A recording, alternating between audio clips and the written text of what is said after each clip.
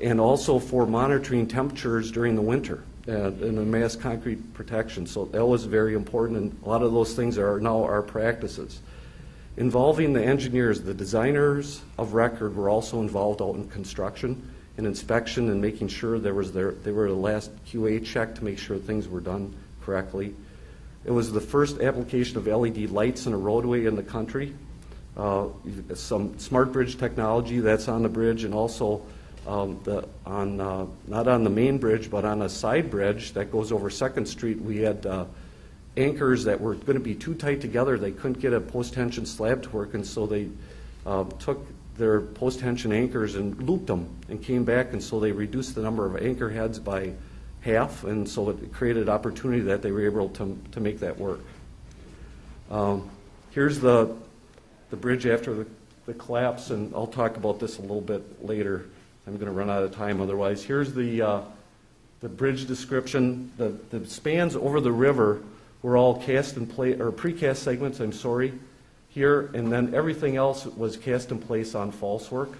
Both of these piers were fixed, and like I mentioned, they're all on drilled shafts.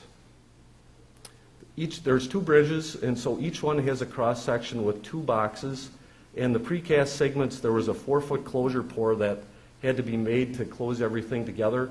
The span, out in the span, the depth was 11 feet, and as you get it out over the river, it was up to 25 feet.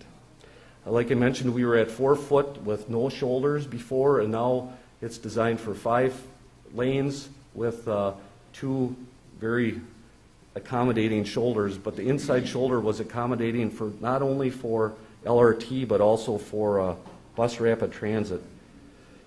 Some of the construction challenges, we had getting the foundation started as soon as possible, so again, working through the design, making sure superstructure was designed enough and that we could carry that forward, and putting some factor of safety on it so that they could move forward with those. The cold weather protection, I'll show you some photos of that. And then the site contaminants we had, and I mentioned about that again, very important. We did also have a historic wall that we ended up spanning over, that for a while they were trying to put a abutment right into the wall. That was a big no-no.